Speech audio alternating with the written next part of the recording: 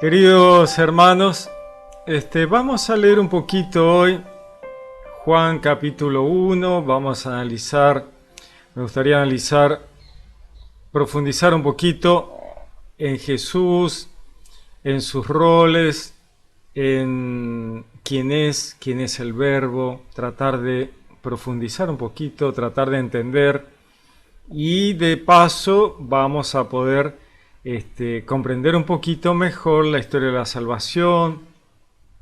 Vamos a leer Juan 1 y vamos analizando.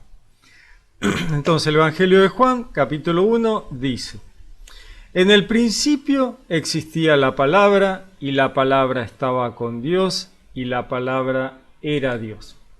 Este texto, que obviamente el original está en griego, dice tal cual esto, ¿no? En el principio existía el Logos, y el Logos estaba delante de Dios, y el Logos era Dios. El Logos, la palabra que manifiesta, la palabra de Dios. Es una situación extraña, ¿no es cierto? Porque Dios es uno, el Dios único, no hay otra cosa más que Dios. ¿Y cómo sabemos esto? Bueno, Moisés, nos acordamos, Moisés había sido criado en Egipto, un país politeísta. Las culturas de todo el entorno eran politeístas, ellos creían que había muchos dioses. Moisés huye porque había matado a un egipcio, defendiendo al pueblo hebreo. Y estando Moisés en el desierto, ve una zarza ardiendo, le llama la atención, se acerca y Dios le habla y le dice: mira, Moisés, necesito que vayas a Egipto, quiero que vayas y rescates a mi pueblo, lo saques de Egipto. Bueno, ya conocemos la historia. Moisés, en ese pensamiento del politeísta, le dice: bueno, voy, pero ¿cómo te llamas? Pues yo le tengo que explicar a mi pueblo que Dios me envía. Un Dios me habla, un Dios me envía. ¿Quién sos? ¿No? Esa es la idea. ¿Vos quién sos? Entonces Dios le dice: yo soy el que soy. Andá y decirles que yo soy, te envía. Como vemos, Dios no le da un nombre, sino que le da una declaración teológica de su verdad última. ¿Qué le está diciendo Dios a Moisés? Le está diciendo: yo soy el que soy. Yo soy, le dice Dios, lo único que existe, lo único que es, el único con verdadera existencia. Nada hay fuera de mí, es lo que le está diciendo Dios, que tenga verdadera existencia.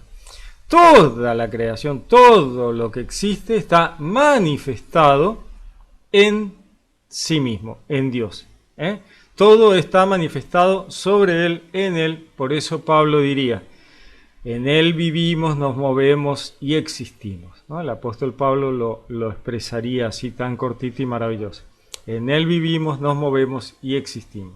Entonces Dios le está diciendo: mira, no hay dioses, eso no existe. El único que existe es Dios, y Dios es soporte de toda la creación. Ahora, Dios manifiesta la creación por su palabra, pero saca a un costado su palabra y la personaliza. Esa personificación de su palabra es algo que no es intuitivo, ¿no? Uno no lo entiende así fácilmente y lo tiene simplemente que aceptar, porque bueno, es así. La palabra existía desde el principio, o sea, siempre, por la eternidad, desde que Dios existe, o sea, siempre, porque Dios siempre ha existido la palabra, y la palabra siempre ha estado personificada, separada, siendo parte de la divinidad, igual está separada. Entonces tendríamos lo que llamamos el Padre, que sería Dios, la mente, los proyectos, ¿no? Es difícil, ¿no? O sea, a eso llamamos el Padre. Luego está su palabra personalizada, personificada, el verbo, el logos.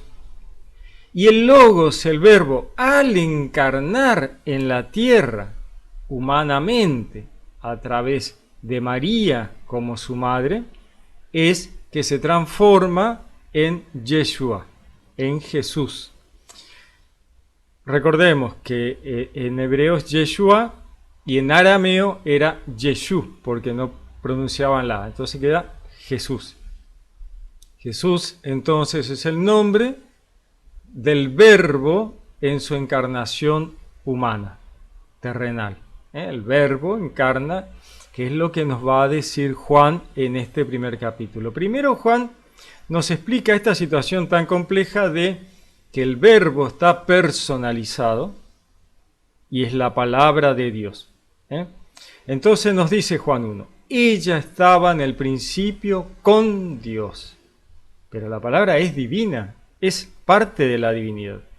Dice, todo se hizo por ella y sin ella no se hizo nada de cuanto existe, dice Juan en el Evangelio. Todo se hizo por ella, la manifestación. Dios manifiesta por su palabra y el Verbo es el que manifiesta la creación. Todo.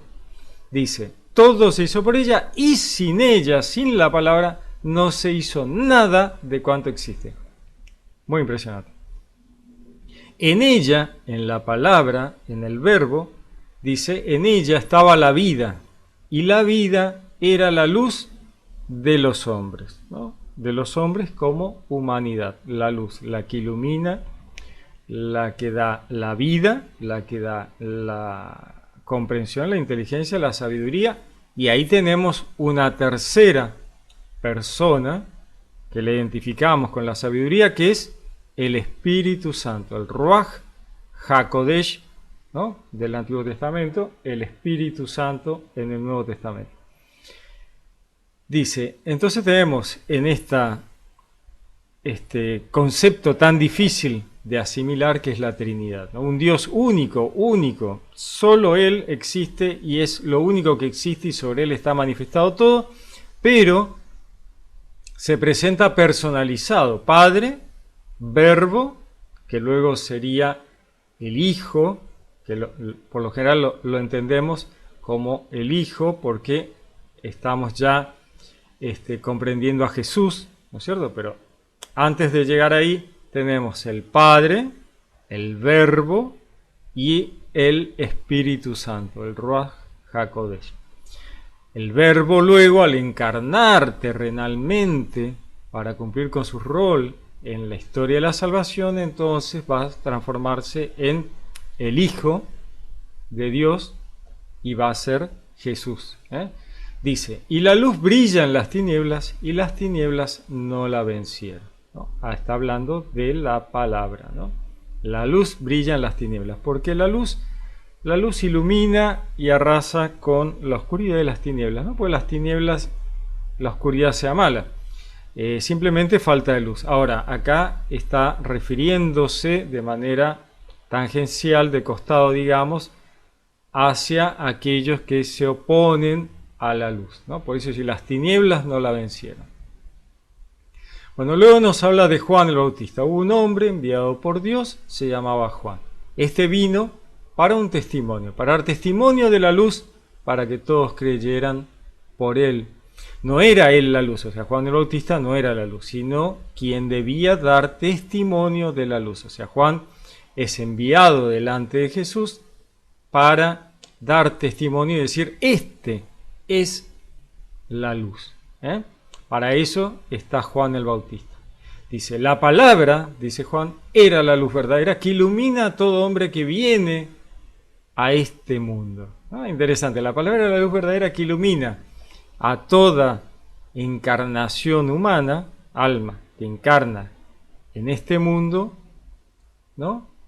La palabra ilumina a toda persona que encarna en este mundo. En el mundo estaba, ¿sabes? Y el mundo fue hecho por ella, y el mundo no la conoció. Entonces acá tenemos esta imagen de lo mundano, el mundo, la mundanidad, lo terrenal, ¿no? Lo terreno, lo pasional, lo aquello de la tierra, ¿no? En el mundo estaba la palabra, había llegado al mundo, había encarnado en el mundo, y el mundo fue hecho por ella. O sea, Jesús manifestó todo. Todo ha sido manifestado por Jesús. Todo. Entonces el mundo también ha sido manifestado por Jesús, ¿no? Pero el mundo no la conoció, no la reconoció, no se acordó de haber sido manifestado por ella. Dice, vino a su casa, dijo Juan, y los suyos no la recibieron. Vino a su casa, al pueblo hebreo, ahí donde tendrían que haberlo recibido, haberla recibido a la palabra, porque él había hecho el pueblo hebreo especialmente para una tarea, dice, y los suyos no la recibieron, no recibieron a la palabra. Sin embargo, el pueblo hebreo era el que sostenía la palabra de Dios, el que había sido receptor de la palabra de Dios, de la Torá, ¿no? De la Torá. Dios les había dado la palabra al pueblo para que tuviera un ayo, la ley, pudiera avanzar espiritualmente. Entonces Dios crea al pueblo hebreo, le da la palabra, le da los rollos, le da la ley, le da la Torá, y sin embargo ellos no la reconocieron cuando vino. Pero tampoco podemos hacer una mirada tan general, ¿no? Porque en realidad los primeros en convertirse fueron los judíos. Bueno, acá hay un grupo que no. Este es un pensamiento general, ¿no? Los suyos no la recibieron. Pero a todos los que la recibieron, ahí estamos, ¿no? En esto que decíamos, o sea, muchos se convirtieron inmediatamente. Les dio poder de hacerse hijos de Dios a los que creen en su nombre. ¿Qué significa esto? Que aquellos que lo recibieron a la palabra y se convirtieron, tuvieron el poder, la posibilidad de hacerse hijos de Dios, ¿no? El título de hijo de Dios. Es un título, hijo de Dios, ¿no? A los que creen en su nombre. ¿Cuál es el nombre? Yeshua. Yahvé salva, o la salvación viene de Yahvé. A los que creen que realmente la salvación viene de Yahvé, han conseguido la salvación y tienen la posibilidad de hacerse hijos de Dios en cuanto a este título, ¿no? Dice, la cual no nació de sangre, de lo terrenal, ni de deseo de hombre, sino que nació de Dios. La palabra, ¿eh? Y la palabra se hizo carne, encarnó humanamente, encarnó terrenalmente, ¿eh? Dice, y puso su morada entre nosotros. Su morada, su cuerpo, su vida, su momentaneidad de terrenalidad. Dice, y hemos contemplado su gloria, gloria que recibe del Padre como Hijo único, lleno de gracia y de verdad. Bueno, acá tenemos, ¿no es cierto?, que la palabra encarna terrenalmente, mora entre nosotros, tiene su cuerpo, su vida terrenal y humana, gloria que recibe del Padre, dice, hemos contemplado su gloria, gloria que recibe del Padre, como Hijo único. Acá hay una imagen de Hijo único del Padre, ¿eh? Es una imagen de Hijo único del Padre. Recordemos que el Verbo estuvo desde el principio y es la palabra de Dios. Y acá se transforma, adquiere esta nueva situación de Hijo único, ¿no? Lleno de gracia y de verdad, ¿no? La gracia, lleno de la gratuidad y de la verdad, porque Él es la verdad. Dios es la verdad, el Verbo es la verdad. Lleno de gracia, lleno de gratuidad, porque gracia es gratuidad. Y esta gracia, esta gratuidad, ¿de dónde viene? Bueno, viene de contraponer a el pago, a lo pago, ¿no? Las culturas de la antigüedad creían que existían muchos dioses. Primer error, ¿no? Un error instigado por el enemigo, el engañador. El engañador le hace creer a la humanidad que toda la fuerza de la naturaleza, los astros, todo son dioses, ¿no? Entonces la humanidad, al ver cómo se comportan los astros, las fuerzas naturales, ven que está raro, ¿no? O sea, estos dioses son como mínimo caprichosos, hacen lo que quieren, cuando quieren, no tienen, no les importa la humanidad, ¿no? O sea, algo no anda bien. Entonces creen que lo que quieren los dioses es que les paguen para no hacer macanas, ¿no? Con una mirada muy, muy humana. Entonces te pago y vos dejas de lastimarme, ¿no? O si no te pago por adelantado para que hagas algo para mí. Entonces entramos en una transacción con los dioses, ¿no? Religiones transaccionales, donde yo pago al dios para esto, pago al dios para el otro, ofrendas, ofrendas, ofrendas, y el punto culmine de esta transacción es el sacrificio. Bueno, no alcanza la plata, no alcanza la cosecha, mato los esclavos, mato las vírgenes, mato y al final lo que más amo, mi hijo primogénito, ¿no? Ahí está el sacrificio humano del primogénito como punto culmine de la locura humana en este pago a los dioses. Delirio, locura total. Entonces, la palabra de Dios al encarnar humanamente viene llena de la gracia, la gratuidad. No quiero que me pague, no me pague nada, Dios no necesita nada, gratis. La gracia viene, la gracia es puro amor de Dios, el rescate de Dios, sacar a la humanidad de las manos del enemigo es gratis, no hay plata que pague esto, ¿no? Una cosa así, ¿no? Tu dinero no vale nada. Es gratis, la gracia. Dios ama a la humanidad, ama a su creación y viene gratis, diciendo, chicos, estaban confundidos, era una confusión, un error, el pecado, puro error. Dios no quiere sacrificios, Dios no quiere ofrendas, Dios no quiere misericordia, quiero, no sacrificio, dice Dios. No. Sus ofrendas, yo no quiero ofrendas, no quiero que maten animales, no, nada de eso. Nunca quise, dice Dios, que mataran nada. ¿No? Lo que quiero es que camines delante de Dios, ¿no? Que camines haciendo lo correcto, que hagas lo bueno y lo correcto, dice Dios. Entonces, continuamos, dice, Juan da testimonio de él y clama, este era del que yo dije, el que viene detrás de mí, se ha puesto delante de mí, porque existía antes que yo. Y esto es interesante porque si nos acordamos de el Evangelio, los Evangelios, vemos que la madre de Juan el Bautista queda embarazada 6 meses antes que María. Sin embargo, Juan está diciendo, existía antes que yo, obviamente, ¿no? O sea, el verbo existía antes que el alma de Juan, lejos, ¿no? Lejos. Entonces, él dice, se ha puesto delante de mí porque existía antes que yo, ¿no? Dice, pues de su plenitud hemos recibido todos y gracia por gracia. Dice Juan, porque la ley fue dada por medio de Moisés, la ley mosaica, ¿no? La ley que Dios le da a Moisés y la ley le llega al pueblo hebreo a través de Moisés. Dice, porque la ley fue dada por medio de Moisés, la gracia y la verdad nos han llegado por Jesucristo. Jesús, el Cristo. Jesús, el ungido de Dios, ¿no? Jesús, el Mesías. Continúa. A Dios nadie le ha visto jamás. Claro, es imposible ver a Dios. ¿Cómo lo vas a ver a Dios? En realidad uno ve alrededor, por su creación se ve a Dios, pero no hay forma. ¿Cómo lo vas a ver a Dios? Dios es todo, absolutamente todo y más de lo que se nos puede imaginar, ¿no? Porque Dios es lo visible, lo invisible, el pensamiento, todo, eso, todo es Dios. ¿Cómo lo vas a ver? No lo puedes ver. Entonces, no hay forma. A Dios nadie lo ha visto jamás. El Hijo único que está en el seno del Padre, Él lo ha contado, Jesús.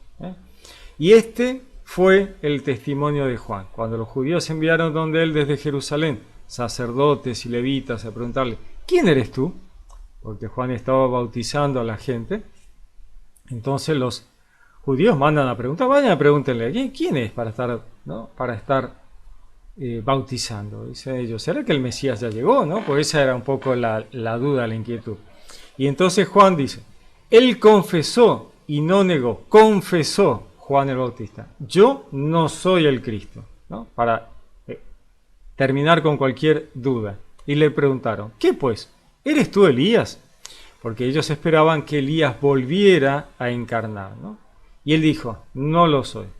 ¿Eres tú el profeta? Respondió, no. Juan, ¿no? Juan el Bautista está diciendo, no soy Elías, no soy el profeta. Entonces le dijeron, ¿quién eres, pues, para que demos respuesta a los que nos han enviado? ¿Qué dices de ti mismo? Dijo él, yo soy voz del que clama en el desierto, rectificad el camino del Señor, como dijo el profeta Isaías. Juan viene, les dice, yo vengo a abrir el camino, ¿no? Rectificad el camino del Señor, como dijo el profeta Isaías. Yo soy voz del que clama en el desierto, que rectifiquen el camino del Señor, ¿no? Preparando la llegada del Mesías.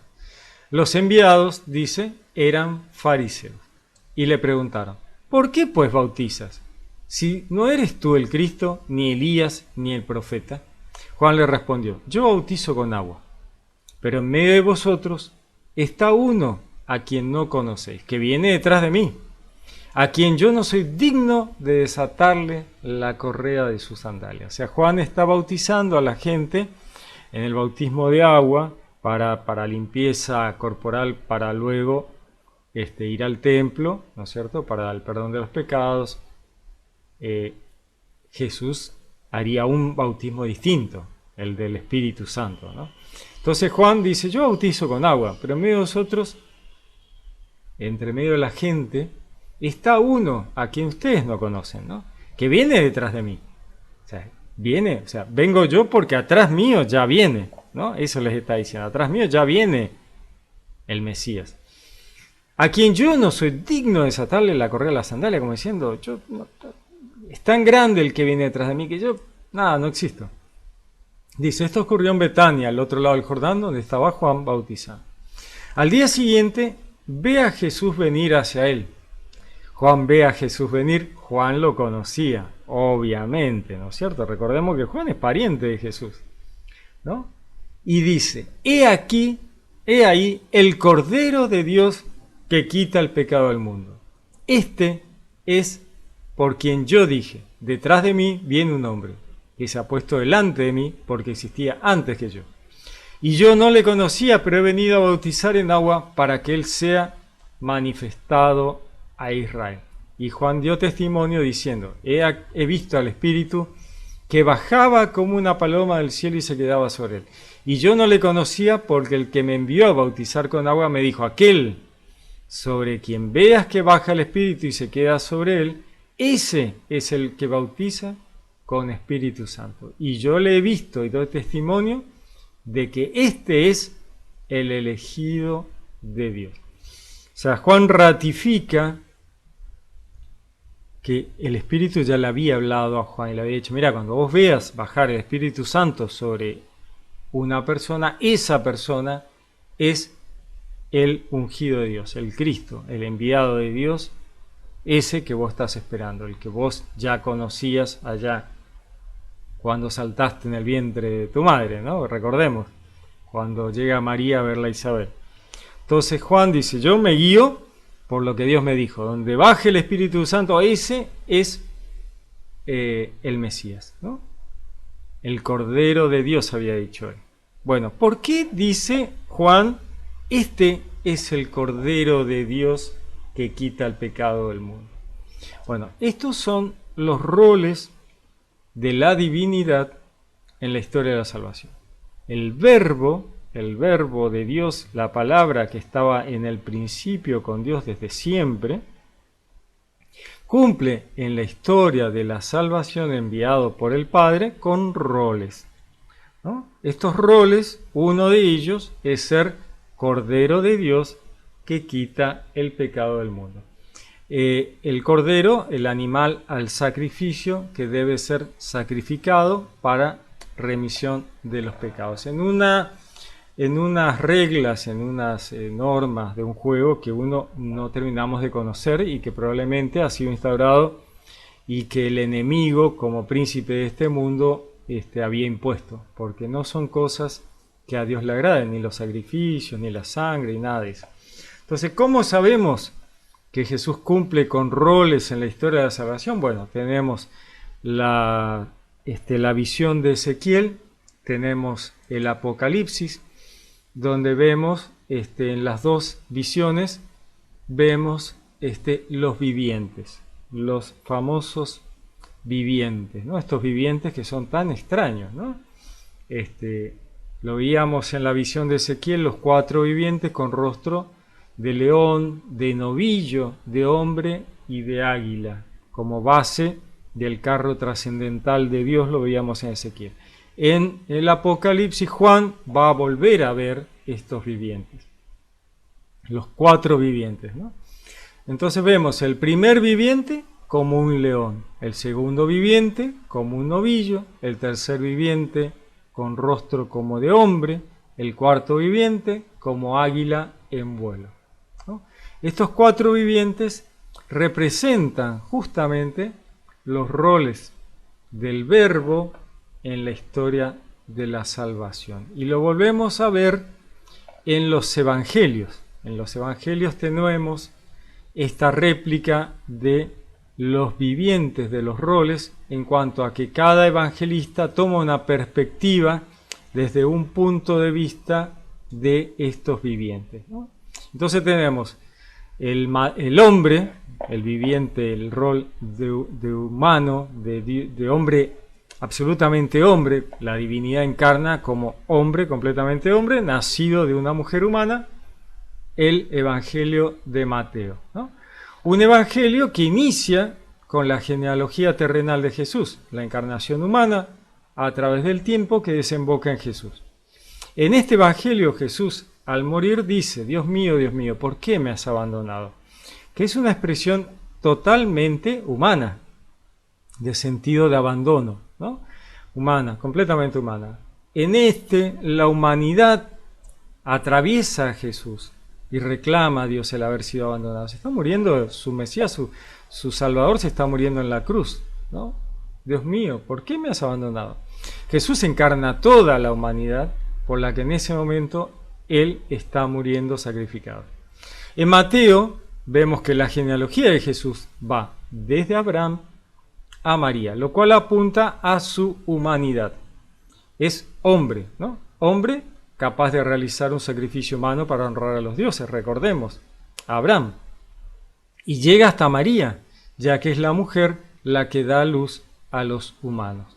El parto es algo absolutamente terrenal, ¿eh? En la cruz Jesús estaría siendo ese hombre, tal vez Isaac, ¿no? Porque volvemos a la imagen de Abraham sacrificando a Isaac y Dios lo detiene. Pero en este caso Jesús se convierte en ese primogénito sacrificado, ¿no? Preguntando al Padre por qué lo ha abandonado. Estas imágenes son imágenes dentro de imágenes, típico de la Biblia, ¿no? Imágenes dentro de imágenes dentro de imágenes. La humanidad que clama a Dios, Isaac clamando a Dios, el pueblo hebreo clamando a Dios. ¿Por qué me has abandonado? ¿No? Muy terrenal, muy humano. El viviente, ¿no? El rol de la humanidad, el rol de el Verbo encarnado, ¿no? Uno de los roles. Otro de los vivientes es el león, ¿no? Otro de los roles del Verbo en su encarnación. El león, ¿no? El Evangelio de Marcos, un evangelio que nos muestra al pueblo hebreo preparando el camino del Mesías, el león de la tribu de Judá. El pueblo hebreo en plena acción. En el Evangelio de Marcos, el cartel de la cruz de Cristo decía: el Rey de los judíos. También en este clama como en Mateo, pero esta vez es el pueblo hebreo el que cree haber sido abandonado, ¿no? Su Mesías, su Salvador, está muriendo en la cruz. El otro viviente, el buey. Pues recordemos que el Dios, él estaba representado por un buey, ¿no? Que es la mirada más antigua de el Dios de los hebreos, ¿no? El, Eloa, Elohim, ¿no? Y la perfecta comprensión Yahvé. Pero siempre era un buey, ¿no? Por eso, cuando se divide el reino, el reino del norte había hecho varios bueyes para que la gente fuera a adorar a Dios. Un desastre, una equivocación tremenda, pero justamente había hecho un buey. Cuando está en el desierto hacen un buey Cuando Moisés no vuelve, no vuelve y no vuelve y no vuelve, la gente dice, hagamos a Dios y hacen un buey. Bueno, acá está el viviente, el buey, que no es ni más ni menos que el animal que va a ser sacrificado, ¿no? El cordero, porque en el transcurso de la historia de la salvación, este buey, que es un paso entre el sacrificio humano y el fin de los sacrificios, hay un paso, ¿no? Todo un proceso. En ese proceso pasamos por el buey, por el cabrito, por el cordero, pero la diferencia entre el buey y el cordero es que el cordero va sin resistencia, ¿no? El corderito va muere al sacrificio, ¿no? El Cordero de Dios. El Evangelio de Lucas, ¿no? En este, que representa al viviente, el animal al sacrificio, el Evangelio de Lucas, inicia con la visión de Zacarías en el templo donde se realizaban los sacrificios de animales. Y Jesús es el Cordero que va al sacrificio. En este Evangelio Jesús dice, Padre, en tus manos pongo mi espíritu, ¿no? El Cordero de Dios sacrificado, cuyo espíritu está en manos del Padre. En Lucas, en el Evangelio de Lucas, la genealogía de Jesús va de José a Adán y a Dios, lo que nos da la idea de que, sabiendo que José no es realmente su padre, Jesús es hijo de Dios, enviado con el sentido de ser la ofrenda mencionada en el Edén con Abel. Recordemos, Abel hace una ofrenda que Dios le parece buena, y Caín hace otra ofrenda que a Dios no le parece buena. Abel hace una ofrenda animal y no hace una ofrenda de sacrificio humano. Podría haber sacrificado a su hermano Abel, sin embargo hace una ofrenda animal. Entonces ya inicia la sustitución de los sacrificios humanos a Abel, allá, ¿no? Entonces, Jesús es hijo de Dios enviado con el sentido de ser ofrenda a Dios, ¿no? La genealogía de Lucas está contada yendo hacia arriba, de José hacia Dios, un ida y vuelta que al ser Jesús crucificado vuelve a poner en el Padre su espíritu, recorriendo el camino inverso hacia Dios. Veíamos que el otro iba de Abraham a María, sin embargo acá vamos de José a Dios. Entonces, de Dios a José como cuidador del Cordero y de allí vuelta a Dios, ¿no? José cuida al Cordero de Dios y volvemos con Dios. El cuarto viviente es el águila, ¿no? Absolutamente trascendental, ¿no? El Evangelio de Juan, absolutamente trascendental. No hay ninguna duda de que es el más teológico y espiritual, el Evangelio de Juan, que alcanza niveles muy altos de explicación de la divinidad. Gracias a este Evangelio accedemos a estas cosas muy complejas. En este Evangelio Jesús dice, todo está cumplido, ¿no? O sea, perfecto. Toda la historia de la salvación se ha cumplido y todo está perfecto. La tarea de reparación realizada por el Verbo encarnado se completa en la cruz. Luego vendrá la resurrección de Cristo, que nos asegura y nos da la tranquilidad de que la muerte ha sido vencida por Jesús, ¿no? Jesús no solo cumple todo en la cruz, cumple toda la historia de la salvación, sino que además vence a la muerte, ¿no? Vence a la muerte en la resurrección y nos asegura la vida eterna, la resurrección, el nuevo mundo, la nueva tierra. Y aquí tendríamos que mirar un poquito, veríamos lo que ha sido vencido en la cruz, ¿no? Vamos a mirar los jinetes del Apocalipsis, a esos que tienen tan mala prensa, ¿no? Porque los jinetes tienen mala prensa. Los 4 jinetes del Apocalipsis vienen, es un desastre. Bueno, en realidad no es así. No es así. Vamos a entender los jinetes del Apocalipsis. Entonces, tenemos que el primer jinete es el caballo blanco, que es el primero que sale. Quien abre los sellos de este libro que está cerrado, sellado. Sellado que significa oculto, que no puede saberse, ¿no? ¿Quién lo abre? ¿Quién logra abrir el sello de este libro del Apocalipsis? El Cordero. El Cordero de Dios abre, Jesús. Jesús en su rol de Cordero de Dios puede abrir y entonces podemos comprender lo que estaba oculto al entendimiento, ¿no? Estos 4 jinetes forman parte de los 7 sellos de la Apocalipsis, aquello que está oculto, lacrado, sellado y que no se podía conocer. Entonces, estos primeros sellos son los 4 caballos con sus respectivos jinetes. Es interesante la imagen, ¿no? Un jinete, algo arrollador que viene y te tenés que correr porque te pasa por arriba. Los jinetes, ¿no? Entonces tenemos el primero, el caballo blanco, el Apocalipsis 6:2.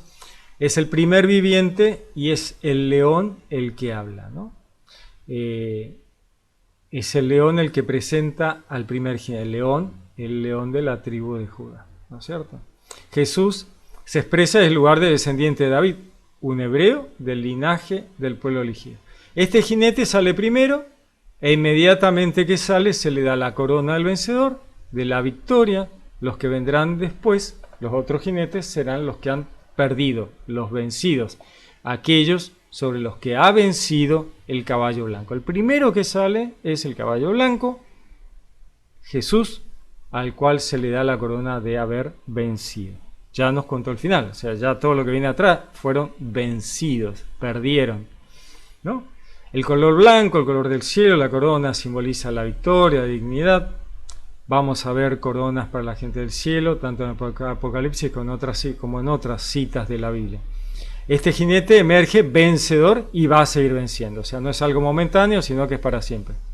Vence desde el pueblo hebreo creado por Dios para lograr esta victoria sobre las tribulaciones generadas por el enemigo a la humanidad. Detrás del vencedor del jinete blanco saldrán los vencidos, los otros jinetes. El vencedor, el jinete blanco, tiene arco y corona. Arco y corona también aparece en el Salmo 20, el cual es un salmo mesiánico que habla del futuro rey Mesías. Esta profecía se cumple en Jesús. El jinete del caballo blanco representa a Jesús, el rey, el Mesías, el vencedor, y la propagación del evangelio, ¿no? A ese arco, esa flecha. Se le dio una corona, sale vencedor para seguir venciendo. Es el mismo vencedor de Apocalipsis 5. Ha triunfado el león de la tribu de Judá, el retoño de David. Este jinete vence sobre los otros 3 que vienen a continuación, ya que el evangelio, la buena nueva, vence a los tropiezos puestos por el enemigo, apoyado en las debilidades humanas, como son la violencia, la codicia, la muerte. Por eso este jinete es presentado por el león. Es el león de Judá, ¿no? El león presenta al jinete blanco. Luego viene el caballo rojo, ya es uno de los vencidos, ¿no? El segundo viviente es el que habla esta vez y lo presenta al caballo rojo. Es el novillo, ¿no? El animal al sacrificio el que habla. No es un personaje histórico, es el color rojo que representa la guerra, la violencia, la sangre derramada inútilmente, los sacrificios animales y humanos, por eso es rojo. Y lo que se dice del jinete es claro, se le concedió quitar de la tierra la paz para que se degollaran unos a otros. Al quitar la paz, lo que queda es la violencia, ¿no? Justamente el novillo presenta al jinete vencido de color rojo, ¿no? ¿Quién es el novillo? Es la víctima, representa la víctima de los sacrificios de la violencia humana que derramó sangre de víctimas inocentes. Este es vencido por el Cordero de Dios que sustituyó y eliminó para siempre todos los sacrificios. Primero los sacrificios humanos y luego todos los sacrificios animales. Los sacrificios y la violencia han sido vencidos por Jesús, por la buena nueva. Jesús es la última víctima de los sacrificios en su rol de Cordero de Dios. Con Jesús terminan los sacrificios y la violencia es vencida los sacrificios humanos, es vencido el sacrificio animal, es para siempre. No debe ocurrir nunca más, porque no es algo que Dios quiera, ni la muerte, ni los sacrificios, ni las matanzas, ni el derramamiento de sangre. Por eso es vencido. Luego sale el caballo negro, y es el tercer viviente, el hombre, el que habla, ¿no? Justo, ¿no? El caballo negro lo presenta el viviente, el hombre, la faceta humana de Jesús encarnado. Este jinete representa al comercio, la riqueza mal dirigida, la economía opresiva, ¿no? Él habla de un denario, del salario de un día, cosas carísimas, ¿no? Representa el hambre, la carestía, la escasez, la codicia, la avaricia, ¿no? La acumulación de riqueza, ¿no? Dios le dice, ¿no?, de cuidar el aceite y el vino porque son temas que utilizará la iglesia cristiana, ¿no? El aceite, el vino para sus eucaristías, para sus rituales, para misas, ¿no? Tiene una presencia el aceite y el vino en la iglesia que no podemos soslayar, ¿no?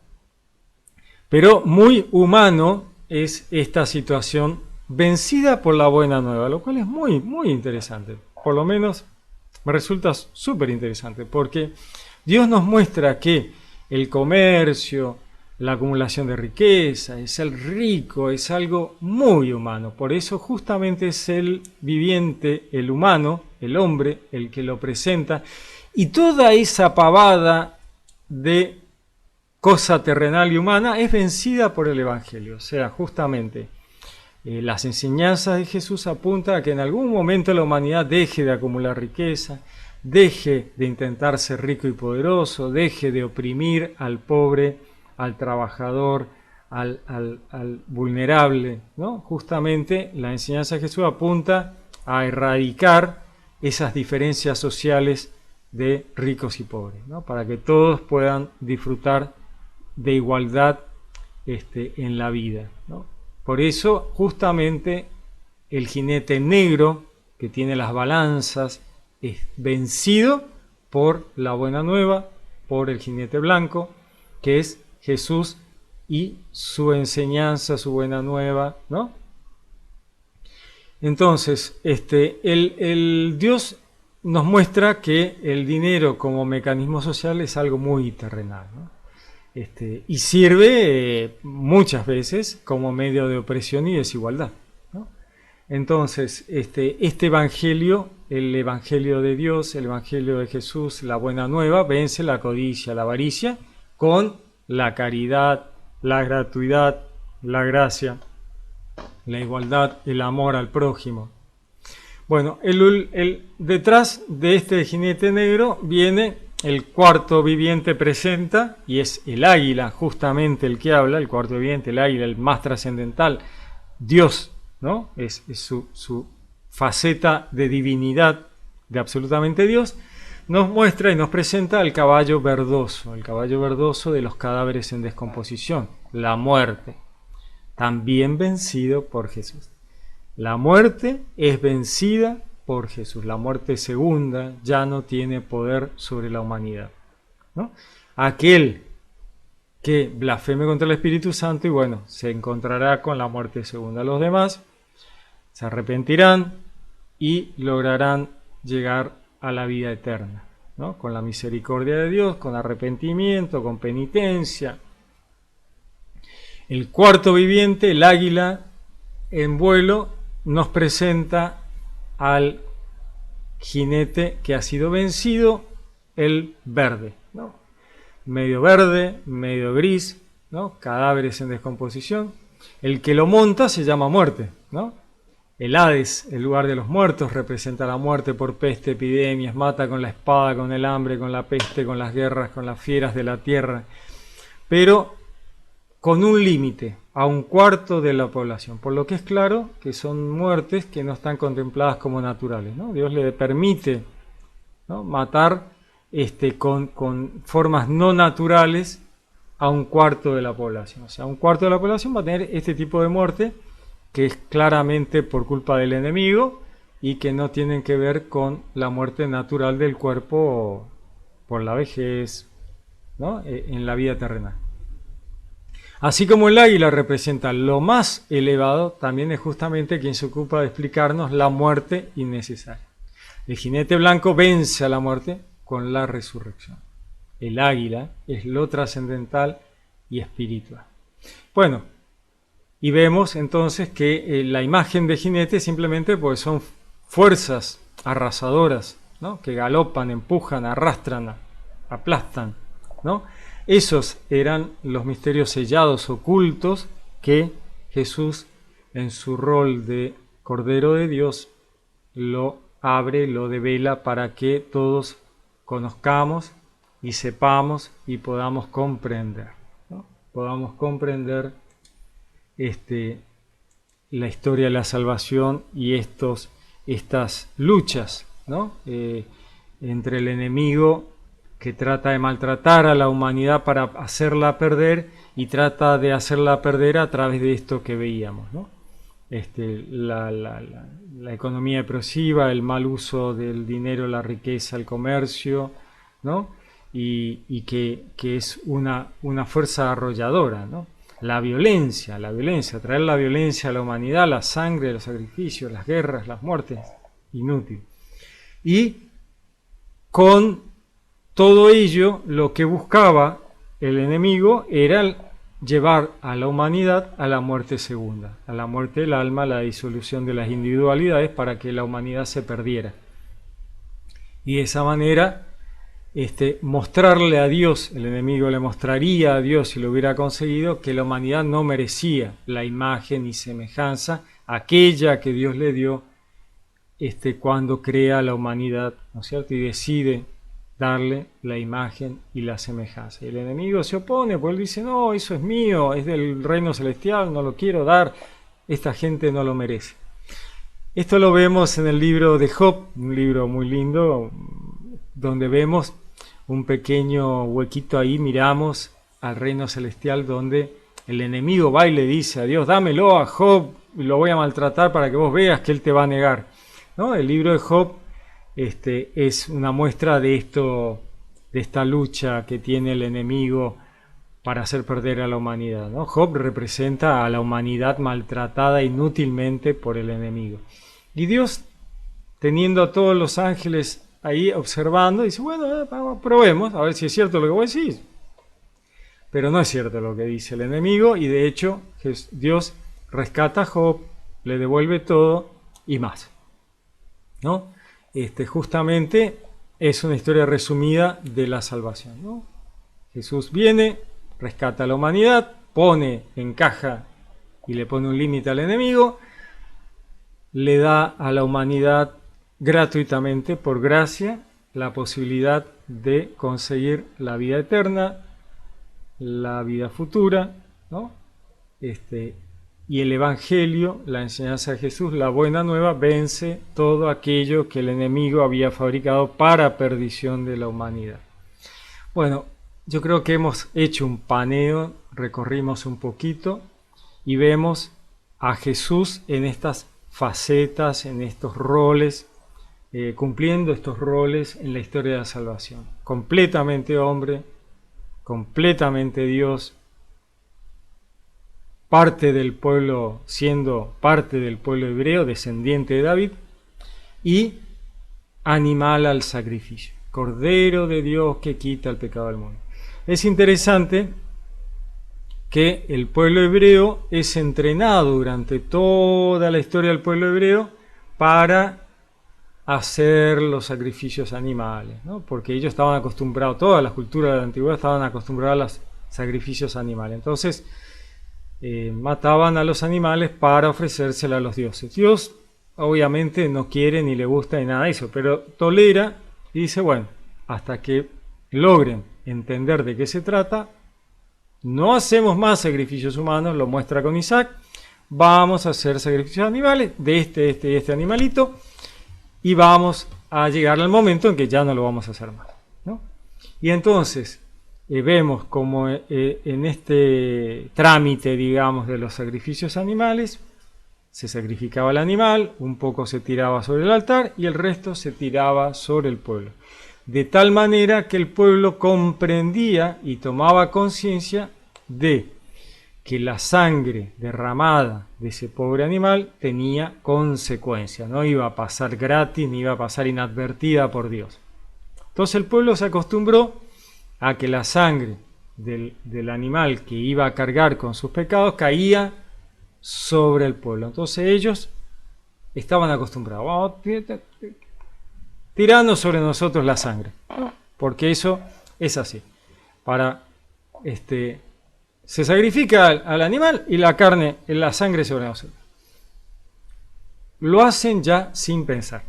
Cuando llega el momento de la pasión de Cristo, Cristo ya está para ser enviado a la cruz. Pilato le pregunta al pueblo hebreo, que es el que le había mandado a Jesús para ser sentenciado. Y Pilato dice, miren, yo como romano no veo un motivo para matar a este hombre. La verdad que es un tema de ustedes, es un tema religioso de ustedes, es un tema de su ley. Yo no veo ningún motivo. Así que ustedes tienen la posibilidad hoy de elegir entre un preso común y este que me han traído. Si ustedes me dicen que salve a este, yo se los devuelvo, ¿no? O sea, y ya está. Y ellos gritan, no, crucifícalo, crucifícalo. Entonces, Pilato, vamos a leerlo, ¿no? Vamos a leerlo, pues es muy lindo. Dice, los sumos sacerdotes de la nación lograron persuadir a la gente que pidiese la libertad de Barrabás. O sea, ellos promovieron que el pueblo hebreo pidiese la libertad de Barrabás y la muerte de Jesús. Entonces dice, y cuando el procurador les dijo, Pilato, ¿a cuál de los dos querés que suelte? Respondieron, a Barrabás. Díceles Pilato, ¿y qué voy a hacer con Jesús, el llamado Cristo?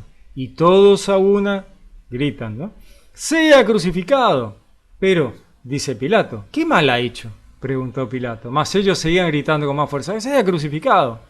O sea, el pueblo hebreo grita que lo crucifiquen a Jesús. Entonces Pilato, viendo que nada le adelantaba, sino que más bien se promovía un tumulto, tomó agua y se lavó las manos delante de la gente, diciendo, inocente soy de la sangre de este justo, vosotros veréis. Pilato está diciendo, miren, yo no tengo nada que ver con esto, no tengo la sangre de este justo en mis manos, ¿no? O sea, la muerte de este justo no pasa por mí, sino por ustedes. No hay sangre de este justo en mis manos. Pilato representa a la humanidad gentil. Y la humanidad gentil está diciendo, chicos, nosotros no lo vamos a hacer. ¿Quién lo tiene que hacer? El pueblo hebreo, ¿no?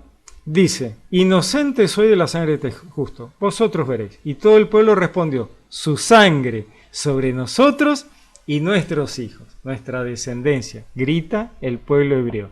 Perfecto, porque el pueblo hebreo era el que tenía que hacer el sacrificio del cordero y cargar con su muerte. O sea, tirá la sangre del cordero sobre nosotros. Eso está gritando el pueblo hebreo, lo cual es genial porque el pueblo hebreo nos libera a toda la humanidad gentil de la culpa de haber matado a Dios, de haber matado al Mesías, de haber matado al Verbo encarnado.